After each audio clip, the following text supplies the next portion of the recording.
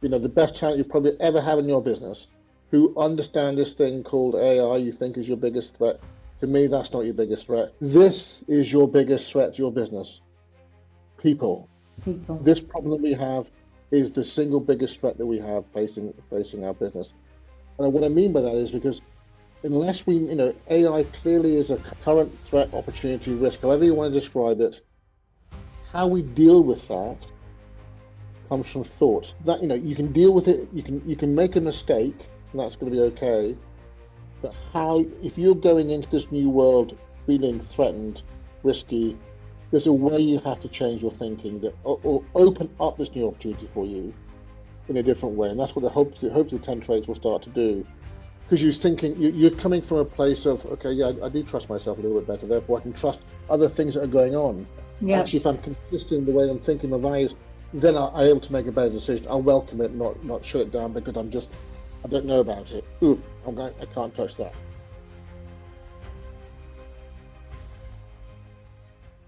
Hi everyone, welcome back to another episode of Voices on the Edge of Change. This is episode 5. I just want to introduce a wonderful person I've got with me today, who actually I can't say I know very well, but very interestingly, we met a couple of weeks ago.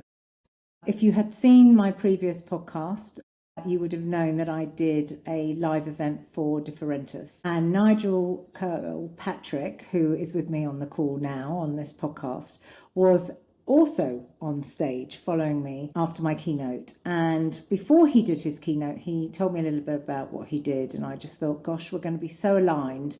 But little did I know how aligned we were going to be. To be very honest, although we're recording this podcast and you'll be listening to it just before Christmas, I will just tell you that we haven't stopped talking and we probably still wouldn't have stopped talking. So sometimes stars align and you meet somebody in your life that you just know you were destined to meet, but you didn't know when. And Nigel is certainly that person for me. And in fact, I still get goosebumps thinking about it. So Nigel, you are most welcome on this podcast. Thank you so much for agreeing to be here today. I know I'm eking out the last day of summer in London, but you're wearing a sweater there. You're in Scotland, I believe, for this podcast. I am.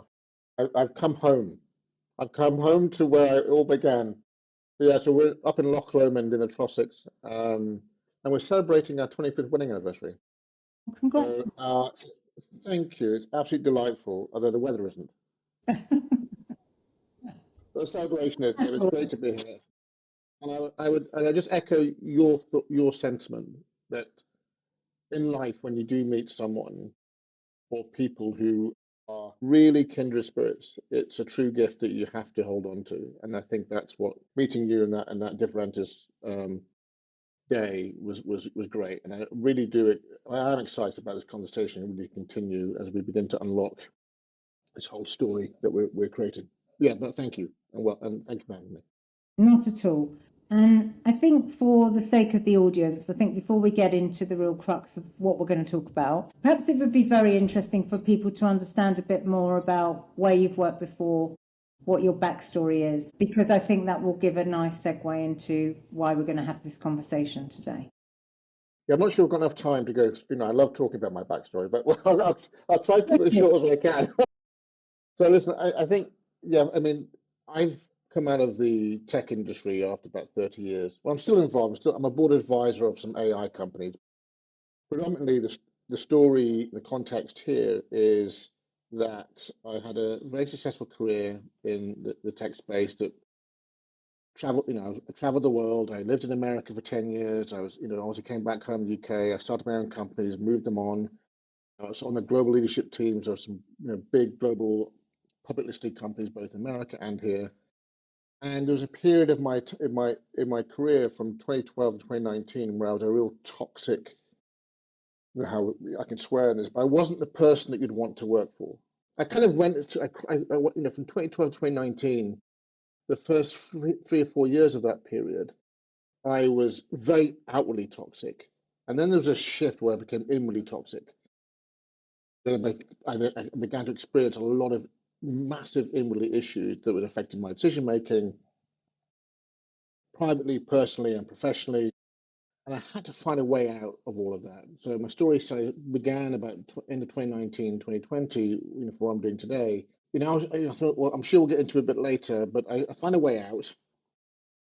I found a way to quantify this word called compassion, because most people don't really understand what it really is, this word.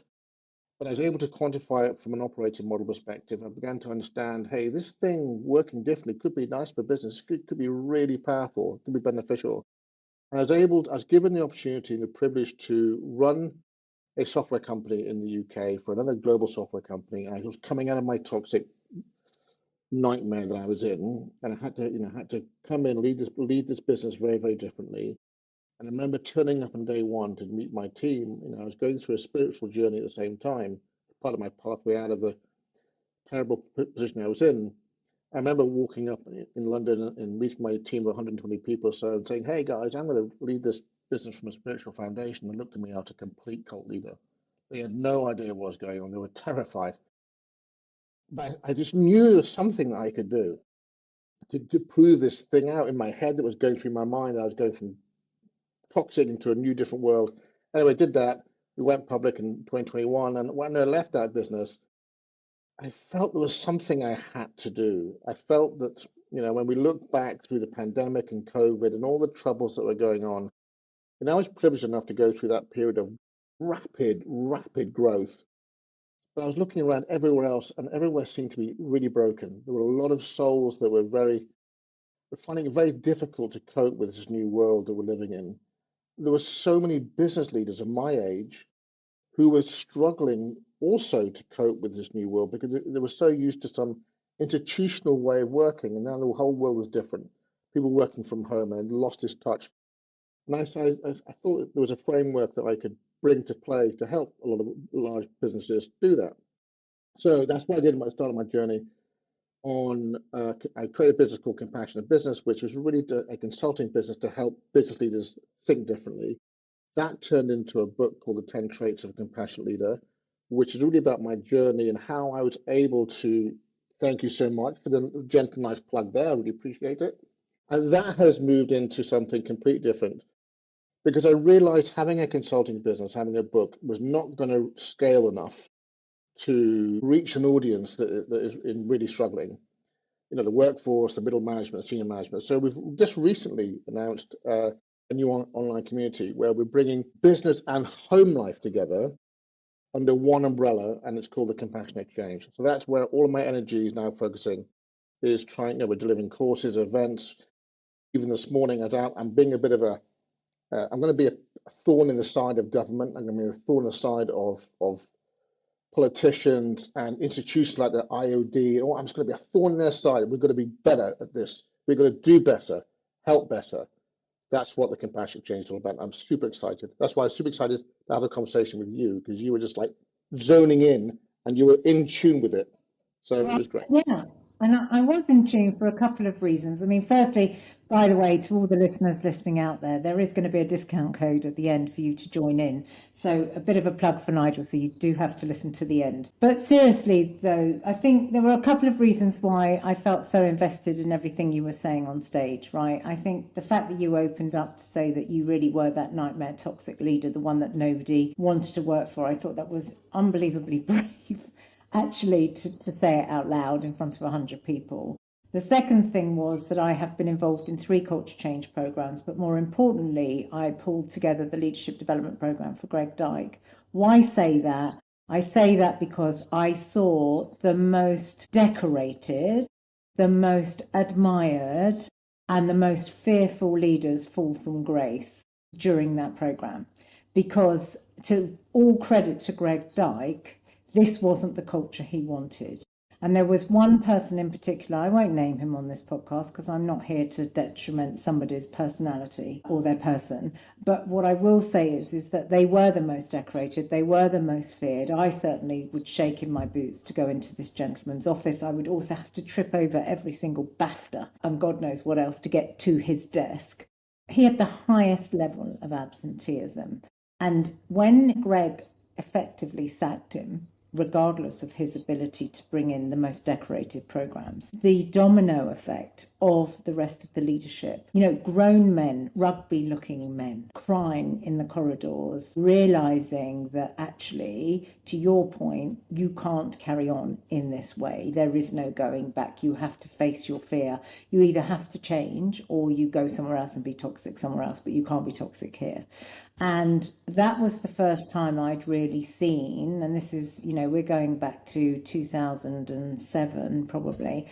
It was the first time I'd really seen a leader be brave to take on another leader in terms of toxic leadership. And I'm sure there are many stories for our listeners listening here of somebody they know or somebody they've experienced or somebody they're living with right now in total fear of toxicity. And I think it's one thing to be toxic, there's another thing to recognize it, and then there's a third thing to go on a mission. And you are on a mission. And I know your story, and we'll get to your story in a minute, I'm sure. But to meet you and to understand that, and to take something that I feel is so brave to talk about and turn it into something that I hope this podcast plays just one small part in this moment, Nigel, to be your legacy. And it was really very important to me to be part of your story and your legacy when I met you, and to be able to show the world that actually being a compassionate leader is even better than being a toxic leader. Yeah, and I think a lot of people say this when they hear me talk about my own story and about the vulnerability of it. I am honest about a lot of it, and saying, listen, I was a real shit. I was, and because I could have been tragic for me. It could have been a point where I wouldn't even been on this call with you today if I'd continued. And I think a lot of business leaders who we find it very tough to get to that first point of saying, this just isn't right. I woke up today, I went to work, I was mean, or I was absent, which is just as bad. I just didn't turn up because I've got all this other pressure going on in my life. So I was absent, or I was mean, or I was over caring, and I wasn't helping, I wasn't performing because I wasn't moving things forward. All these things to me are all about, they're all toxic situations. But the first thing we have to do and I think my wife was brilliant because she said to me, Nigel, this book is written for a particular audience. It's men. Right. And I hadn't really understood that until I started to look around and saying, where's it? And I don't mean to, I'm not calling us men out particularly because the book is for everybody, but I think it was talking to a lot of people of a certain age or a certain learned experience on their business career that are struggling because we're in a suicide pandemic at work, and I hate the word suicide, is the wrong word to use. But we're in an end of life pandemic, and I'm a Samaritan, so I'm on the phones. I understand what it's like. This is not. We have to stop. The data sets are just appalling. We've got 1 in 4 people turning up to work sad or angry or anxious or worried every day. Leaders are in that data set, but they don't want to deal with it. Why? Because there's a lot of bravado in it. If I'm a VP or an MD or I'm a senior leader or whatever role I have this expectation, and I have to carry this expectation with my family, my friends. So if I'm having a bad day, what do? I take it home. I don't deal with it. I just take it home, and it manifests and it grows and I did this. Maybe it's not the same for everybody, but this is just all I can do to tell you my story and how it happened, and all this built up and built up, and I got to the point where I just broke down. It's like I've got to find a way here. I've got to do something different because if I don't, health will get me, or I'll do something silly with my life. Or if those two things don't happen, I'll have a career-ending situation because the company I work for will no longer tolerate it. Yeah. Those are three outcomes if we don't start to change our fear-based leadership. Challenges. How do you get someone to look in the mirror and go, "Hey, you've got to change this"? We're going to move people into the position to feel comfortable, to be vulnerable. Being vulnerable is not a quick thing, and it took me a couple of years to get to that point where I had to go through the darkness of looking in the mirror to be able to say, okay, now I can be vulnerable because I'm looking back on that as a very positive thing. Because I was able to come out of it. So that's why I talk about when you talk about brave and courage to talk about it. Well, actually, that's part of the medicine. That's part of the kind of antidote Yes. to toxicity when you have that vulnerability towards it. Sorry, there's a couple of things I think I'd like to unpack from the listener's point of view, if that's okay, because I think what you've said is so fantastic, but I'd like to just unpack a bit more. Firstly, I think, you say that this book particularly was aimed at men. I think we have to sort of understand that for a very, very long time, it was men at the top. And although that is changing, it's probably still not changing fast enough. And we also know, just again, because of the listenership for this podcast, we know that some women are very toxic as well. And that's because they felt they've had to behave the same way men have behaved. And that's a whole other conversation, but I just want to lay that out for the sake of the podcast, because certainly my experience at work has been problems with women far more ever than men. And that's just my personal experience. That said, I think it's interesting that you've written that there was a feeling that it was written for men. And for those of you who can't see, because you're not watching this on YouTube, I'm holding the book in my hand, which has a beautiful personal message from Nigel in it. But it is available everywhere, no doubt, but on Amazon and others. Again, just going back to that, I think, for me, I've been doing quite a lot of deep-seated work in psychology and things like that with other people that come on this podcast or people that I just meet. And there's something about the way that we teach people to deal with their feelings when they're younger. And I had a very interesting conversation with someone, and I know that Mel Robbins has also spoken about this, but this sense of if you have a child that throws a tantrum, most parents say, oh, for God's sake, pull yourself together.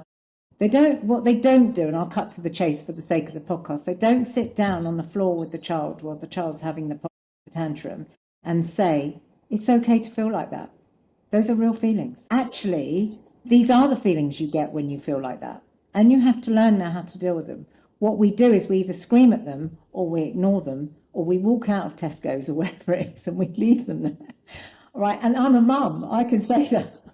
We've all had that corridor moment, right? That nightmare corridor moment. And I remember when I had my daughter in wet Waterstones one day and she was creating over something and she was only a baby, and a woman who was pregnant walked up to me and she went, my child won't do that. And I went, oh, yes, they will. But don't worry about it now. So I think there's something about learned behavior, and that's deep-seated from a very young age about how we are conditioned. There's also, I think, quite a big difference about children in our generation, and I say that because we're not of a dissimilar age. We're told to be seen and not heard. Another wonderful thing that we were brought up with, come back when it's dark. How many times have you told that? Go out and come back when it's dark. I know we're making a little bit of light. We're on a podcast. We want people to keep listening. But seriously, though, quite a bit of probably some of your learned behavior played into the toxicity of your behavior.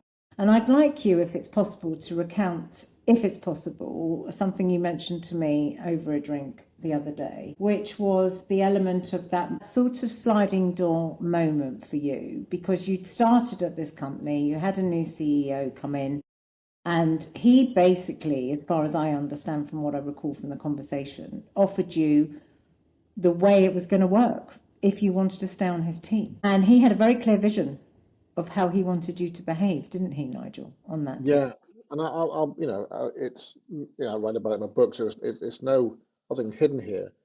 But this was the moment I think I was becoming fully aware of my change. So this company, global software company, a couple of thousand people in it, a couple of billion in turnover, sizable in the software industry. And I got into this business through an acquisition. So the company I was working for was acquired, and we had a beautiful people culture. It was great. And then get acquired. What happens is you consolidate all your divisions. Nothing wrong with that, but it was just done in a very non-human way. Anyway, so there we are into this new way of working with this bigger software company, and we are at the Four Seasons in Mexico because we're celebrating the top 1% of our business. Didn't give a crap about the other 99%, but here we are spending a lot of money on the 1%. It's the President's Club, all that kind of stuff, very common. And I wish we would stop doing this. It drives me nuts now, but anyway. But Yeah. there we are. My wife's, you know, we're all partners there. My wife's with me, and the night before, you know, the first night I think it was, and the CEO came up to me and said, hey, Nigel, good news. We're going to go public in a couple of years' time. Oh, that's great. That's nice to hear. And we see you on the top table. Exciting. Yeah. You have to worry about money. Your name will be everywhere. It'll be brilliant for you. I mean, I'm paraphrasing what happened, but this is Of essentially what course. happened. Of course. And I said, what's the pathway? Love the idea. Thank you very much for considering me. How do I get on the top table? Right, came the reply. You know the business we bought, a lovely people business. None of that. Don't want any of that anymore. We want you to lead like us, which is like, you know, fear. We love chaos. Chaos is done by design. We want all of our divisions to be battling against each other internally. And, you know, you can see us walking around here, about 6, 7, or 8 of us. Everyone's scared of us. That's what we want, because that's how we drive our business. We want you to be in that group. I'm like, come on, really? Yeah, we want you to sack your lowest, your worst performing 10% of your business. If you get to 15%, then great. If you get to 20%, you're a superstar. I'm like, I just can't quantify this in my head. You know, forget about the moral stuff, you know, but I was just I just can't do the math in my head. It doesn't make any sense to me. I have to I mean, my head's going crazy. I'm going, well, I've got to backfill these people. I've got to retrain Yeah, I people. mean, Oh, it's like horrendous. madness, madness. And my wife looks at me, and I looked at her, I know what's going through her head. She's going, oh, God, we're going to be in a plane home tomorrow. This is going to be a very short conversation, very short trip. Nigel's going to tell me where to go, and that'll be it. Get home, have to look for another job.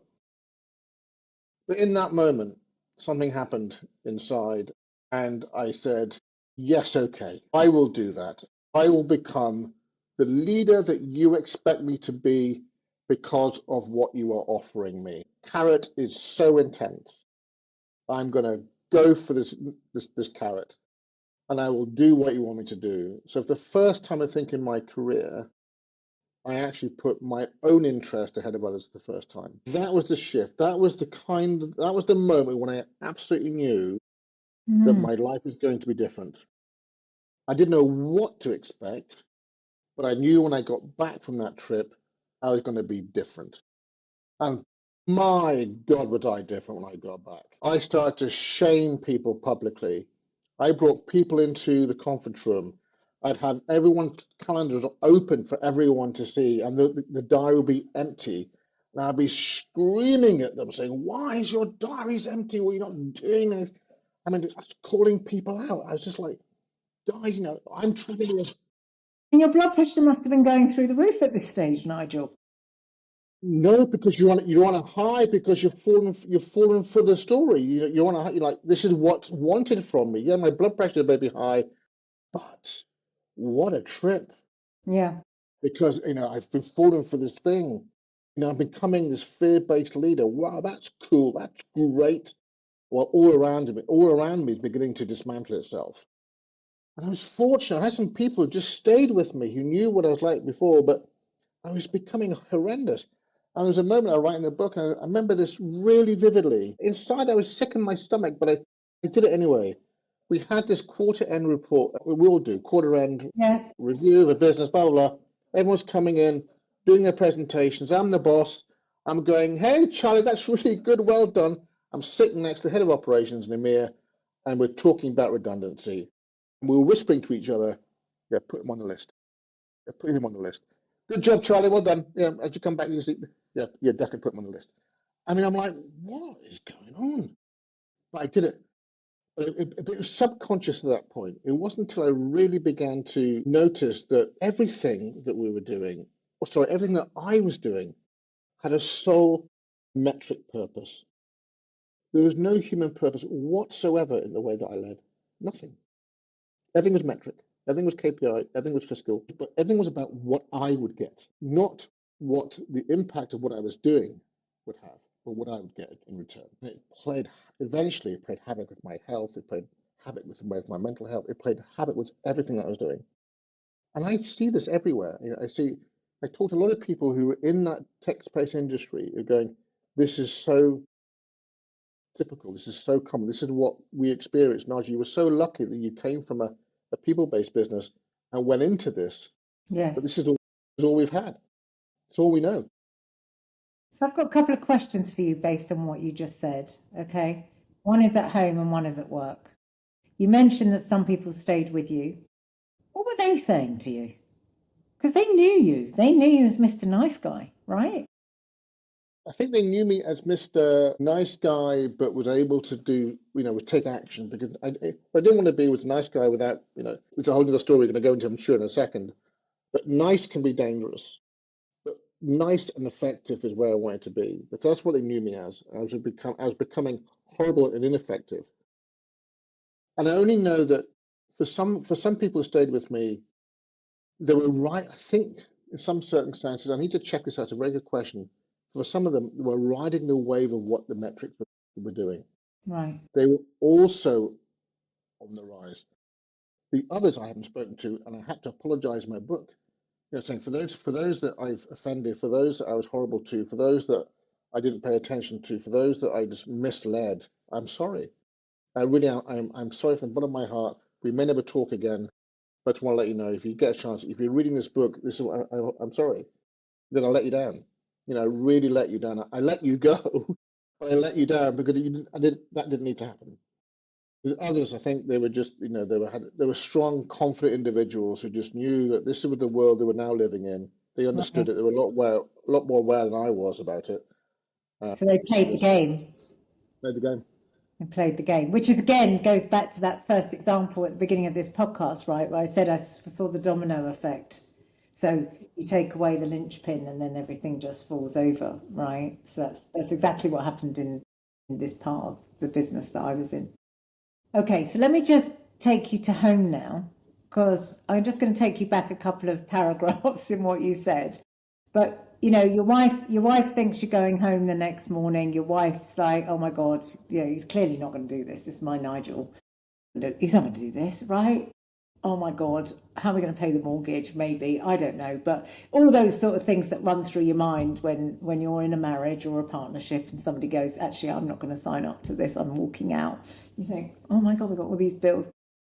How does that land at home? One, the first relief is, okay, we can pay the mortgage, I should imagine. But actually, the reality of what you're going to do, what this man has asked you to do, like, seriously. And then, as I know, because we've had a few beers or whatever it might be at the bar, right? And again, because the podcast is probably only about an hour, I just want to sort of get to, what's your wife's reaction in all this? Because she knows you as a real people person, right? And she's married you for who you are. So where's she landing in this, in your relationship with her? You hit it. You hit it. Yeah. So I'm busy. Don't bother me. I'm really busy. What did you say to her when she obviously, did you not get back on the plane afterwards and say, I'm going to do it, but I don't have to do what he said? Or was there no conversation about it? No, not really. I think it was just one of those things where it was because it was one of those conversations that didn't fully manifest itself until a little bit time later. So it was like, wow, this great opportunity? No conversation. But only when it started to kind of manifest itself and me being a real shit, Right, that's when I started to hide everything, because you know I'm a superhero. I'm not going to tell you I'm struggling. right. I've got this Mhm. picture. I've got this persona. I'm this individual that's riding high, running high, leading well, leading with fear. Everything's good. Everything's all good. We'll just jump back okay, so we'll jump back again to where we were. So all this is going on. How is this manifesting itself at home? I mean, you're saying that you're hiding it, but at the same time, Hardly there. I can't tell you hardly there. I was on a plane every 5 seconds. hardly there. Right, right, Emotionally, physically, just doing what I can to be the hero at work. I mean, I could be on a plane on a Sunday night to America, and the end of the week, the same week, I'll be in Hong Kong. right. So I'm the really, hero now. it's I'm the separate. hero now. Yeah, I'm a toxic based hero. I am leading with fear, therefore I'm a hero. That's the dichotomy of the story. When people are leading with fear, or they're in fear Yeah, because they're being led by fear, false heroics start to manifest itself. Because they're playing out completely differently the way they should be. I see it time and time and time again. Going back to your very valid point about being institutionalized, it being learned.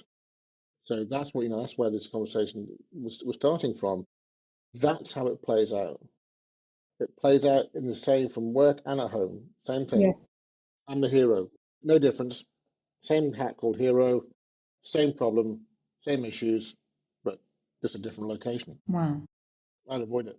That's what I did. So you're in this situation. You've gone as far as you can go with being toxic.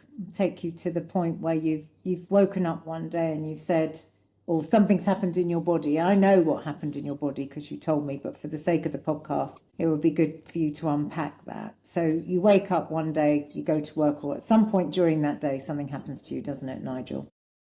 I am in a bar. Yeah. Not surprisingly.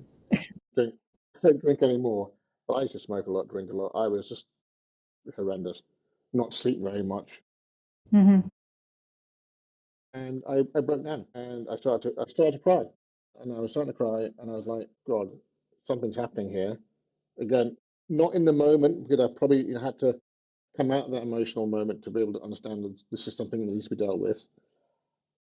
And I said to the individual I was with, to the MD of the company, I said, I've got to go and speak to my brother, who I hadn't spoken to for quite some time. I want to be someone who's going to tell me the truth. Right. Tell me point blank, all honesty, this is what you're going to have to do. And that's what has to happen. And that's what I did. Because when I was 26, I was diagnosed with Hodgkin's disease. When I was living in America, I had cancer when I was 26. I was invincible that age. And it was something, yeah, I got cancer, so what? I'll get treated, go back, boom, bang, get back into work. And for the next 30 years, that's what I did. Now I'm sitting here with two cancers, which I can't get rid of. I'm absolutely sure that the way that the health impact was directly correlated to the way that I was working. Doesn't go If I to was yeah. if I was working differently, if I was a non-toxic individual, if I wasn't working in a fear-based environment, because I had two problems. I was toxic, but also working inside a fear-based architecture of a business. So I had both issues because I was actually quite petrified of Yes. that leadership team. Behavior breeds behavior. So, that's fact. And now it is what it is, but I'm very happy, I'm at peace, got lots of joy in my life, and I want to be able to do this. But yeah, I directly correlated to that. So in the moment, I went, oh my God, something's going wrong here. Fully aware. It took me a while, took me 2 to 3 weeks to come out of that, going, this is wrong. Start doing a bit of self-awareness because I couldn't sleep. I was like constantly going, what is this thing going in my head? And why can't I get rid of it? I started to look in the mirror, and the mirror said to me back, start doing a bit of reading, self-awareness reading. Start growing up a bit. Start being a bit more mature with yourself. Start being a bit more self-aware. And that's when the journey started. And then it took a while, but that's when I started to realize, yeah, it's in here. In the head. It's what am I doing? Why am I doing this to people? Why am I doing it to myself? First of all, I think the biggest thing I learned was self first, then be of service to others. And that's what the book's all about. I started to look at these things about, I started to read A Course in Miracles. A Course in Miracles, I think, is the book that saved my life, without any question there. And it allowed me to become a much better person. And inside A Course in Miracles, are these 10 traits and what the 10 traits of compassionate leader are actually based on. But I want to be able to take those traits and bring them into the world of business because they're quite difficult to understand. So I've been able to make it quite simpler to bring it in. But I started learning about that. So, this word trust, for example, which is the first trait. I know I wasn't going to veer off and to talk about the book necessarily, but there are a couple of traits in there that were just foundationally just hard for me to understand and get a hold of. Oh my God, what an impact it has for business people. Unbelievable. And actually, I'm doing quite a lot of work, as you know, in this area, and I'm launching my own product on how to become a world-class change leader, which hopefully by the time people listen to this podcast, it'll be out. And thanks to you, we're going to use some of your material in our own workbook. But really interestingly, when I sat down with my business partner on it and started, because we'd both met you, I realised that actually we really didn't talk enough about the foundations of trust in the world-class leadership product. And actually, to your point, if there is no trust, nothing can be ever done. I mean, you can't ever, whoever it is, whether it's you trust your parents or whether you trust your sibling or whether you trust your manager or the person that's going to carry you over that bridge that you've got to build at work, whoever it is, if there is no trust, then the work can't be completed because it will fail. And one of the things I know that you said, and I'll just give him a bit of a shout out because I don't think I've given him a shout out on any podcast, but Andy Griffey, who was the gentleman I based my keynote on at the Differentis conference, which is, you paid me a really beautiful compliment actually, and it wasn't about me, it was about Andy. And the reason why I want to mention it on this podcast is because regardless of what I was talking about in terms of the scale of the project that we were trying to achieve to deliver in time, on time, in budget, all those sorts of lovely things that we do in business. You said what struck you about my keynote was his depth of leadership, his compassion, his empathy, the opportunity to empower his team, but also to show up when things weren't so great. And for you, your biggest takeaway of my keynote was actually the leadership story behind it, more than the actual physical, you delivered the BBC West One programme, so to speak. And that was really insightful for me because when I wrote it, I hadn't written it as a homage to Andy Griffey. So Andy, if you are listening, this is a homage to you. But seriously, it's really struck me. And actually, I've been able to think about that in one of the case studies now that I've put into my workbook. So I thank you for that because I think that was a real gift. No, and let me add to that. The beautiful thing about your story is you didn't have, you probably mentioned Andy, who I've never met, don't know. But for me, I was sitting there thinking, wow, this is an exemplar of leadership because you don't have to talk about him. The outcome is so obvious. And your passion about the story that you were in and everyone else that was with you on that journey. Yes, and there were many. Yeah, absolutely. That's leadership. Look at the opposite that I had to deal with when I was in that moment sitting in the Four Seasons in Mexico. It's all about me. It's all about us. No one talks about it. You come along and you talk about this incredible, challenging, difficult, complex, successful project, one of the biggest in the United Kingdom. And you mentioned your boss once or twice, but with such respect, such passion. That's when I went, oh, this story is about leadership. It's about a project. Well, it is about a project, but it's Yes. ultimately it's about the leadership of that project and how great it was. And how excited you were to show me the wedding present he bought you. Yes, for those on the podcast, and Andy, if you're listening, you'll know we got how I got married in the middle of all that. I don't know, especially as my husband to be had also worked for Andy in that time as well. So I'm not sure he had quite the same experience as me. But anyway, that's they do get along very well. But anyway, Andy came to our wedding and he gave us a poster of the BBC West One building, and he had printed, a plate actually, not just printed, a proper engraved plate on it that just said Lou and Dave's second home. And it still has pride of place in my office. It's the first thing you see when you come into my office. It's quite big. It's probably as big as those of you watching on YouTube will see behind Nigel's head right now. And to me, that was just the most considerate present anyone could have ever bought me because it is steeped in history. It's steeped in all our blood, sweat and tears. It just played out our whole DNA and life together as a couple, but also to remember the team. And I think, when I tell that story of West One, I'm very clear that whilst I did have some huge challenges of what you heard that I had to navigate, I couldn't have done it if I didn't have the other 13 people beside me. And we were a team of 14. And so what Andy did to ensure we were, we would call it today a one BBC team, a team that had one goal. It was always about one goal, one team, have each other's backs, stand together. Behind closed doors, of course, there will always be the odd moment. Can't go through 10 years of a project trust me, without the odd moment. But ultimately, we still love each other. We still keep in touch with each other. We still would be very happy if somebody organised a reunion, I'm sure. So, yeah, I think it's very important. I think that, again, hearing your story, understand. And I mean, I wonder, I've never asked Andy where that side of him came from, because I'm not sure everybody knew that side of Andy. I'm being honest. You know, he Well, had a difficult time. as I was listening to your great story about W1, I was in my head, I was going, how does this individual correlate to my 10 traits? And I went, oh, a lot of trust there, self-trust. You just, I mean, I don't even know this individual, but let's use him as an example for 2 or 3 minutes.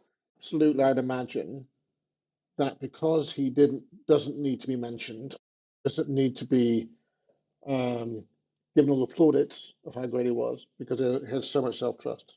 And that self-trust, he had such a strong foundation. He knows what trust is all about.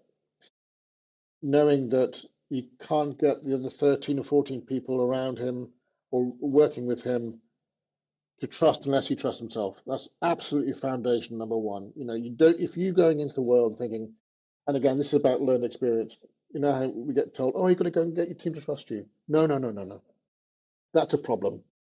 We have to trust ourselves first before we even have the privilege of offering our trust to someone else to get it back in return. The second thing I think that Andy, just by listening from you, by the way, Yes. Andy probably possesses enormous, Nate. It's a really strong second trait, which is honesty. And again, honesty is, what do we hear about honesty? Yeah. Go and get people to believe what you're saying. And that could be words coming out of my mouth, the marketing material I'm putting together, the advertising I'm putting on TV. Just get everyone to believe us. Yeah. That's a lie. If you think that is honesty, you are lying to yourself. Because honesty it means one thing, and the word consistency. And what Andy, I think, was doing extremely well, and probably still does this day, is every thought and action that he took was consistent with the values he was creating in his trust trait. Therefore, everyone just naturally was in tune with the way he operated and worked. If you don't have those 2 traits, if you don't have the first trait, trust, you can't have the second trait, honesty, because you're going to be inconsistent. If you're inconsistent, you can't be tolerant, which is the third trait. If you're not tolerant, you can't be gentle. Again, I don't know Andy well. I don't know him at all, actually. Yeah, sure. But there are things that he's done since your project. He's completely matched into my favorite trait. My favorite trait of all is number 6, which is generosity. And generosity comes with a gentle touch. That gift he gave you means so much to you, but my goodness, I bet it means so much to Andy as well. That Yeah. lovely generosity thing. So let me don't just get put into. this in context, Nigel. I'm still talking about it. That was given to us in 2012. It's 2025. I still talk about it. I still look at it every day. It still means something. It still warms my heart. Because he recognised, I think for me as well, aside from just giving us that, he recognised how much we put in to that building. I mean, I gave, many years of my life. I gave up many times with my daughter. I'm not just proud of that, but we've all been there as people that have had to go to work. And I gave up lots of time with my friends, and I gave up a lot of time generally.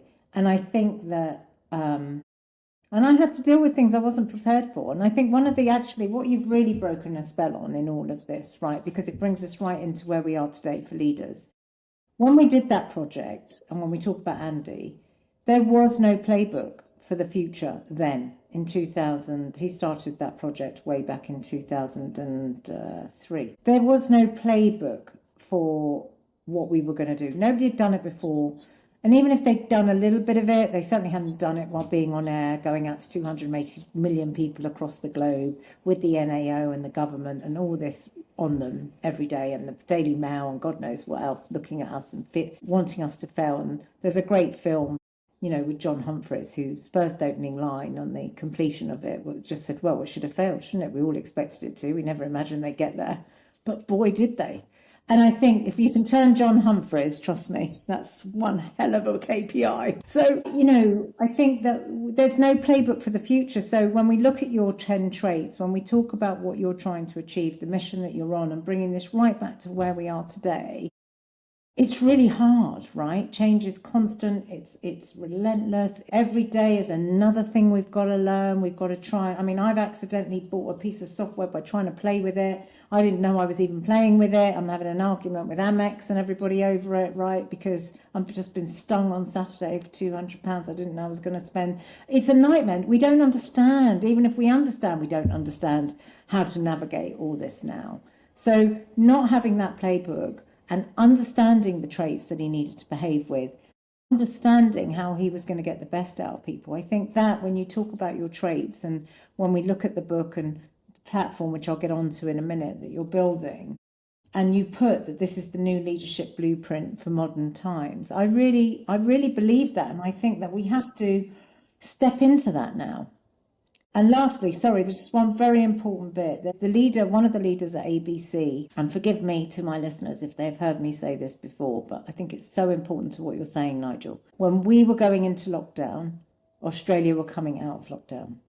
Australia were coming out of lockdown with no vaccines. We were going into lockdown with vaccines, which was, or borderline of getting vaccines, a promise of getting vaccines. Australia weren't even on a promise. I said to the guys at ABC, tell me one thing, just one thing about what I need to know for coming out. And he said, it's really simple, Lou. Every single person that goes into lockdown will not come out the same when they come back. And we haven't, have we? No, and I think, I think there are a couple of things I want to people to start thinking about, seriously start thinking about deeply. If there was two pictures on a wall, one was a picture of a workforce with sad, angry, upset, broken, fear world people in an office just like that.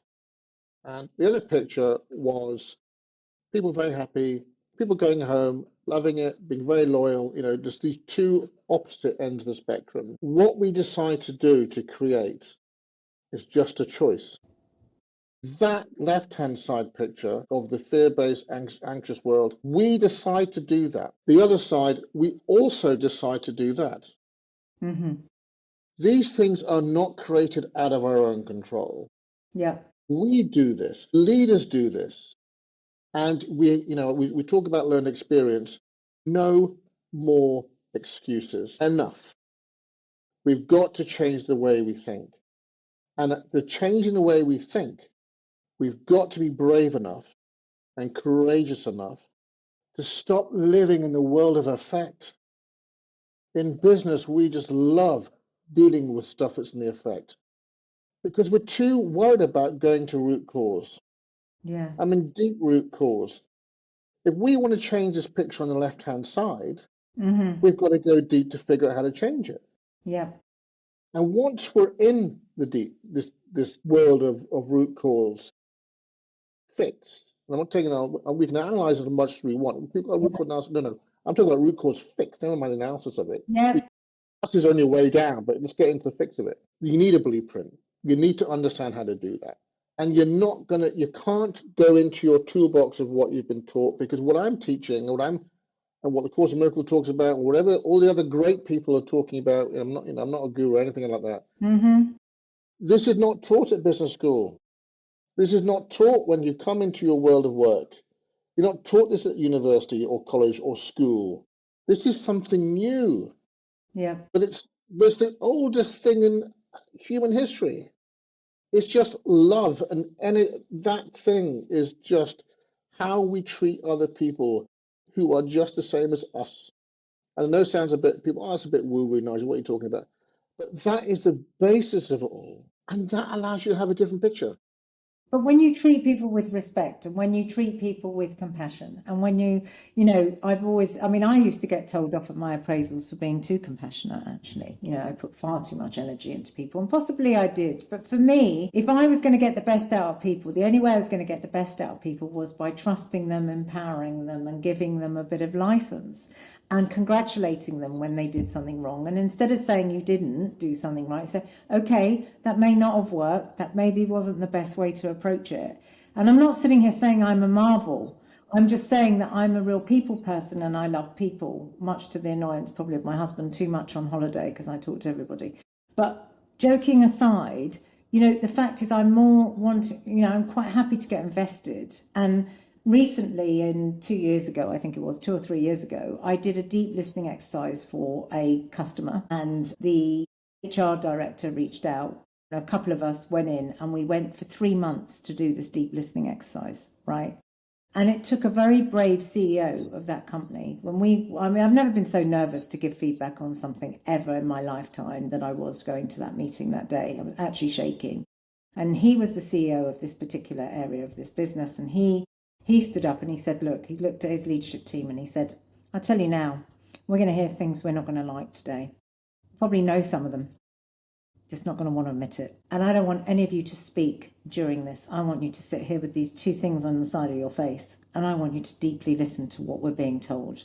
Because I tell you now, if we don't act on this information, we have no business anymore. We're done. We're dead. We're out. I know that. And I was really struck by that opening because obviously it gave me a great way in with my colleagues. And we still talk about it to this day. I was out with the person this week for dinner. But he did take action. He did listen.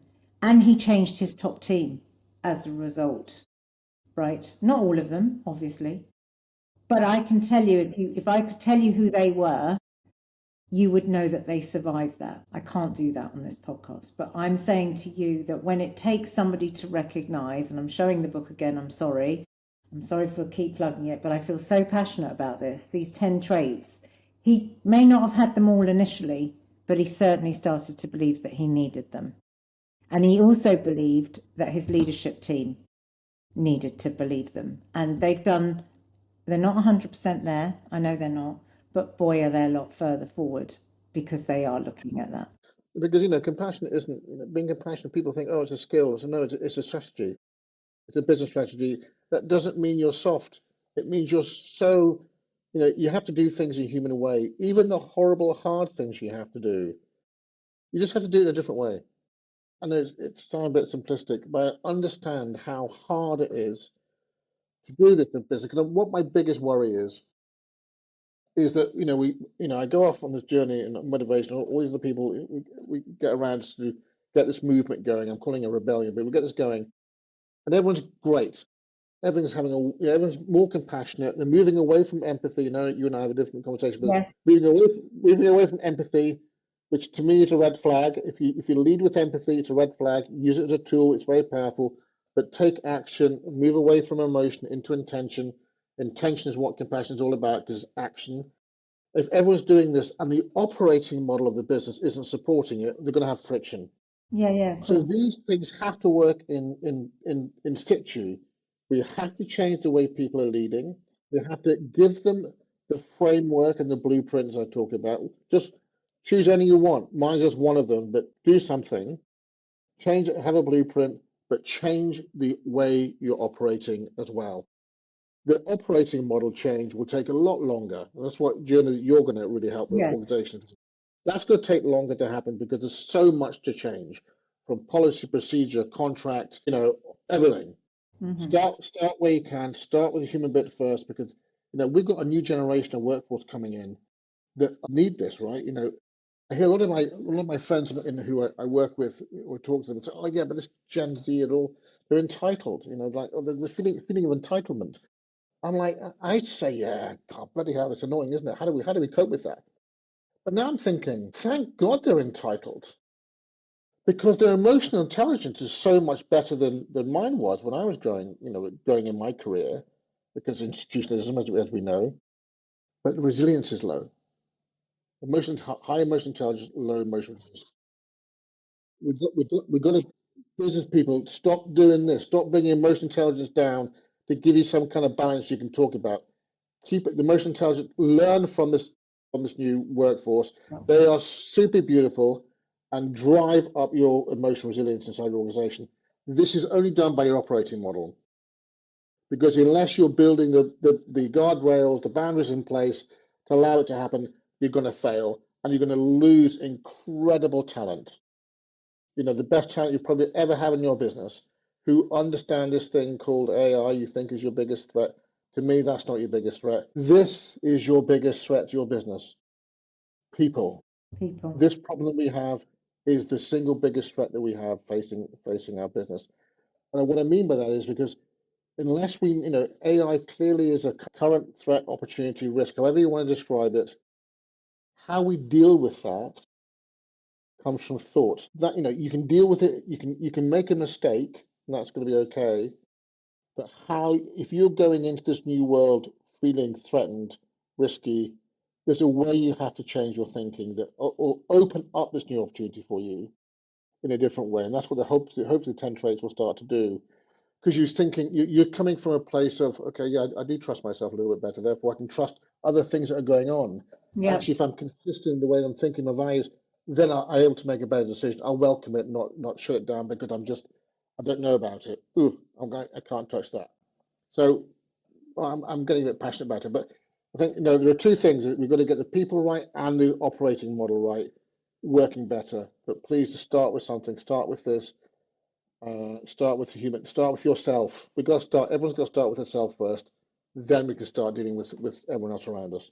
And just on But that, yeah. I did say, sorry, I've interrupted you. I didn't mean to, but you said something very profound again in the bar. I know it was late, but you said to me, I said, well, how did it feel? And you said, well, you have to apologize to yourself first. You have to have acceptance.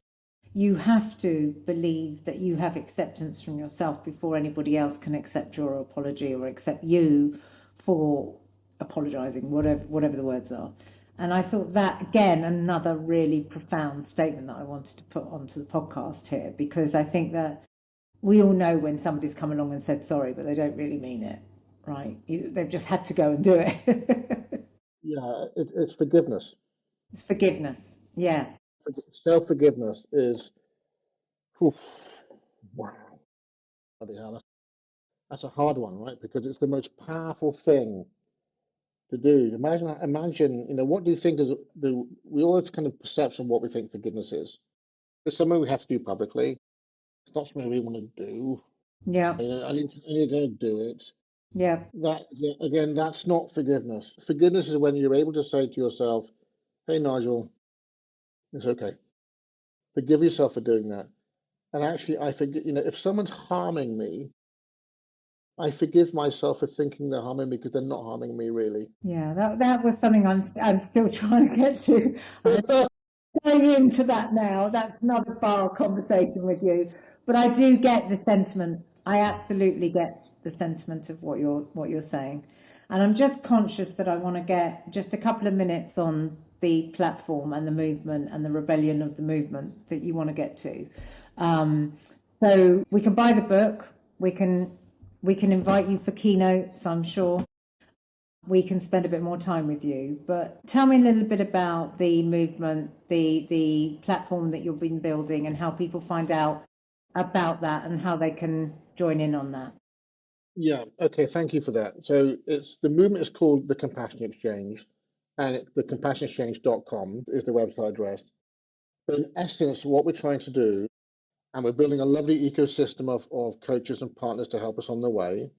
This is something where it's not the world of Nigel, it's not the world of Jane. It's a shared community coming together to try and solve this problem. Okay. And what we're bringing together is family life and home life. I was talking to my wife, and we were talking about it a few months ago, saying, what are the potential risks that this thing won't work? Well, because it's too narrow. We're dealing with 10 hours of the day. What about the other 14 hours? That's home life. We've got to bring those two together. And that's what we've done under one roof, one community called the Compassion Exchange. And inside the exchange are some incredible things. It's just starting out, just building, but people joining from all over the world, even today. Inside there's courses, there's resources, there's loads of events, there's gatherings.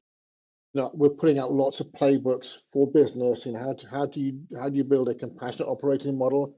How do you build a compassionate home life? Things you talked about at the very beginning of this podcast about how do you cope with kids. What are the things you can do with that? So all these things are in. We've got different tiers. It's a membership community because we need to Right. do that. So the Pathfinder, which is for the entry level, if you're an employee, or if you want to buy it for your team, coming out for Christmas, gift compassion for Christmas. Don't buy your team a box of chocolate or whatever. Come and buy them this. Yep. But inside this, there's going to be resources, the tools, the techniques. They can come together once a week and just share about issues that are going on. If they want to be vulnerable, they can do. If they need to get access to people who are subject matter experts around particular situations that they're facing, they have access to that as well. Okay. And then all the way up to the top level, which is champions. This is where we have the boardroom stuff. Now, we're going to be talking about really, really serious changes in the way business is going to operate. So, almost becoming like a lobby for change. Yep. There's courses. So we're about to introduce a 15-month compassionate leadership course, Oh, wow. which is level 3, level 5 at the apprentice scheme. So there's so much going in the compassion exchange, because it is a movement, and we do need people to start changing. But it's open to everybody, and there's different levels and you get different things for whatever level you begin to choose.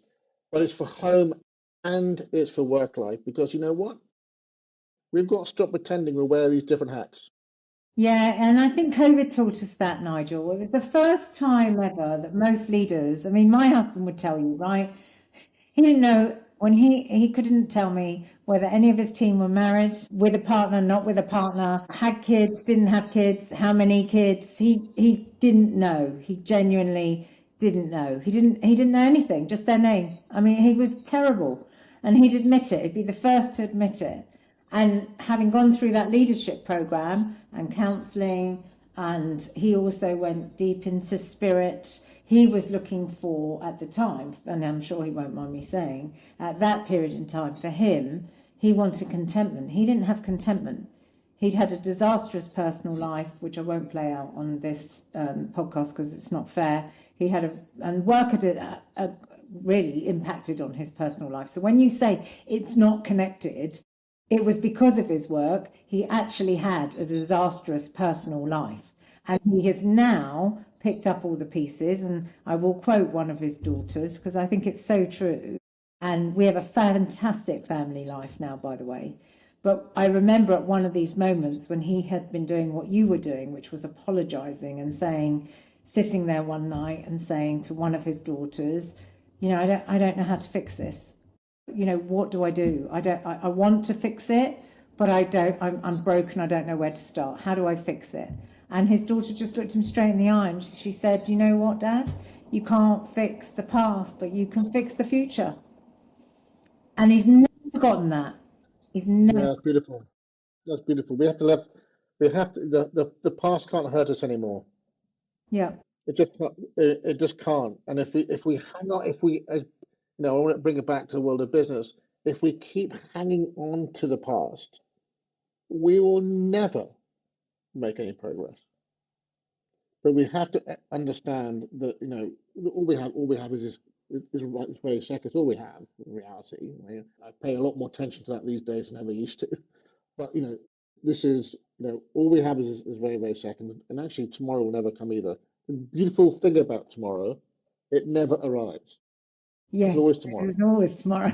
There's always tomorrow. It never arrives. So all we have is this. We can't carry the burden of our past either. That's an unfair level of stress we give ourselves because we carry it, and yet it doesn't exist. Well, again, I don't know how spiritual you want to go with this podcast. We're running out of time, but there is a deep thought of spiritualism where you behave this way in this life because of something that happened in your past life, and you come here to learn that.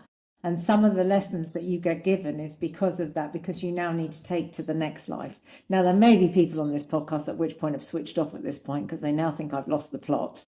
But if you're watching BBC iPlayer at any point and you want to see the funniest moment in what I'm saying, is watch Rylan Rinder, go around India, because they have a clairvoyant moment and he exactly tells Rylan why he had a failed marriage and why he's been the person that he is today. And it's classic. I mean, because it's Rylan, he makes it very funny.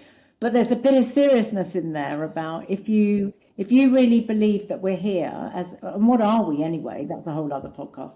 What are we? What are we here for? And what are we here to do with purpose? I think, again, probably a nice way to end the podcast. You and I now know our purpose, right? I want to be a voice for impact, to give people like you purpose and to tell us what your voice for impact is. It's about how to be a compassionate leader. There's no playbook for the future. It's about building a rebellion or a platform for people to come and learn and understand compassionate leadership, and what it means to be compassionate at home, whether you're a mother or a father or an uncle or an auntie or a grandma or whatever it might be. But what I would like to leave people on this podcast is, 5 years from now, and you can have a think about this because I've just thrown this at you, what would life look like if this compassionate platform was doing its best work? But in the meantime, perhaps you could just let people know where they can find out more about you. Well, you can find more about me. You can buy the book if they wish. I don't want to pretend to be this guru because I'm not. I'm just one person telling my story.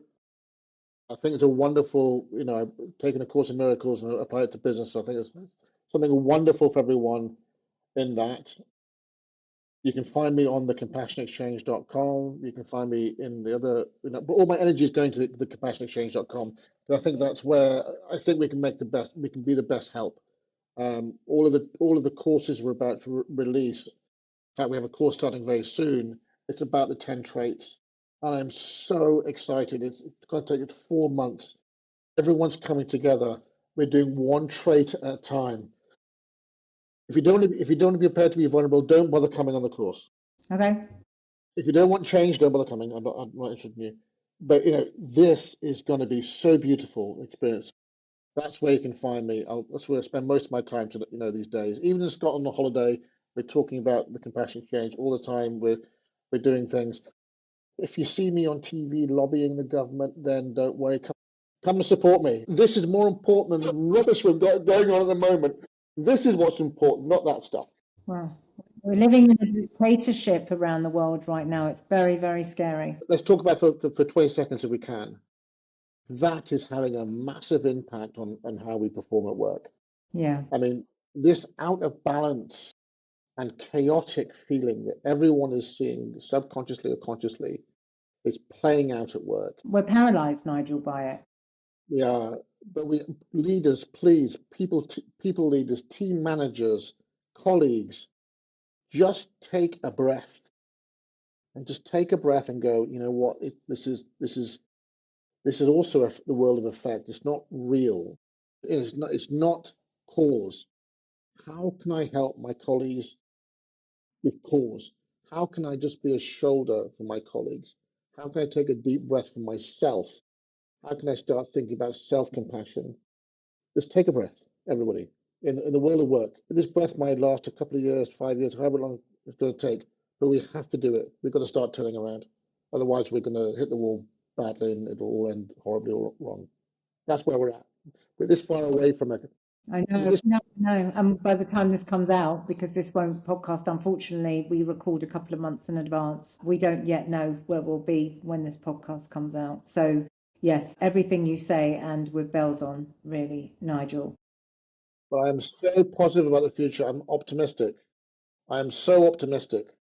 And I'm so optimistic about the new generation. I love them to bits.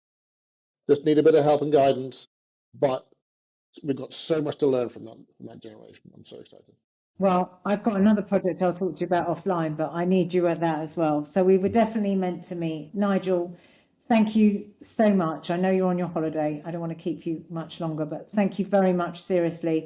I know that we will be giving a little discount to join the Compassionate mission, the Compassionate platform. So I'm not going to say what it is on the podcast. You have to have a look on any of our platforms for the discount code. But when you find it, please join it and use the discount code to join. Nigel, I could talk to you for hours and I will continue to talk to you for hours offline. But I'm going to let you go back to your wife and enjoy your holiday. And thank you for your honesty and your bravery and for allowing me this beautiful hour and a bit with you. I've loved every minute of it. Thank you very much.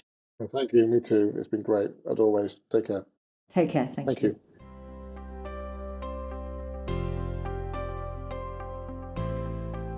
Gosh, so many things. What a beautiful man. But that wasn't really how he started. Well, actually, he did start as a beautiful man.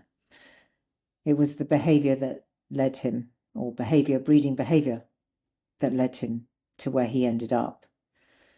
But his bravery to confront it, to burn out, to recognize that breakdown. I know, because he didn't tell you, but he had told me, I can't tell you how much money he walked away from after that breakdown. Eye-watering figure, because he knew if he didn't, he would die. And then for him to sit here and say that he's got 2 terminal cancers. When I met him and got talking to him in the bar, I realised that I have to, as a voice of impact and Voices on the Edge of Change, have him on this podcast rather quickly. Not because he's got terminal cancer, although one might think that was the reason why, but because he's got such an important legacy to leave. He's got such an important message to give. He's got such an important piece of work to get done, and he's not done. And he's got a long way to go. You heard it yourself. How do you get the 10 traits of being a compassionate leader out there? How do you dial up what he was saying? How do you dial that up, to keep everybody's emotional intelligence coming up, being resilient and building that resilience? Yeah, keep the emotional intelligence where it is. Dial up the resilience. We've got a workforce coming in that are emotionally intelligent with a very low resilience, and we've got an older member of the complete opposite. That is a really difficult thing to do. The other really difficult thing to do is that this isn't easy. This is actually going to take a really long time, but he wants to drive the movement to do it. Everything he spoke about, every single story he mentioned, I could relate to. I'm sure you could relate to. When have you had that toxic leader? When have you been ghosted in meetings? When have you been called out and embarrassed at different times? Have you done it to someone else? Are you doing it to someone else? Are you sitting here listening to this podcast thinking, I actually can't carry on. I have to change. Well, maybe you can do that by using the Compassionate platform. Maybe you can do that by reading his book. Maybe you can do that by listening to this podcast. Every single thing he said came from the heart now, because he's lived it, because he's breathed it, because he understands how hard this is. As I said in the podcast, I've seen grown men in corridors cry. I can understand that moment where he fell onto his knees. He didn't really share the impact that it's had at home, but I know, because I've spoken to him privately, that he's very lucky to have his wife sit by his side. He's very lucky to have the relationship with his child. But that hasn't come from nowhere. It's come from a lot of hard work, acceptance, and forgiveness. I talked about a leader who I felt had done a lot of these traits. He may not even realise, if he's listening to this podcast, that he even had those traits, but he did. And he led the most successful capital project in history because he understood what it meant to be a compassionate leader. He understood those 10 traits to be a compassionate leader.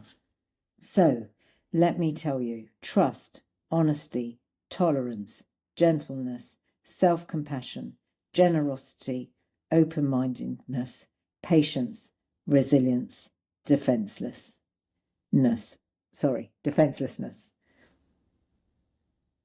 Which bits do you have? Which bits do you need to learn? This could be a whole new world for someone you know or for even yourself. Thank you for listening to me. Thank you so much for taking time to continue to listen to my podcasts. I think and I hope if you are listening to the podcasts that I do, each one is exceptionally different, and that is on purpose, because in order to show you the true breadth of change. I can only do that if I share every single angle of what that means.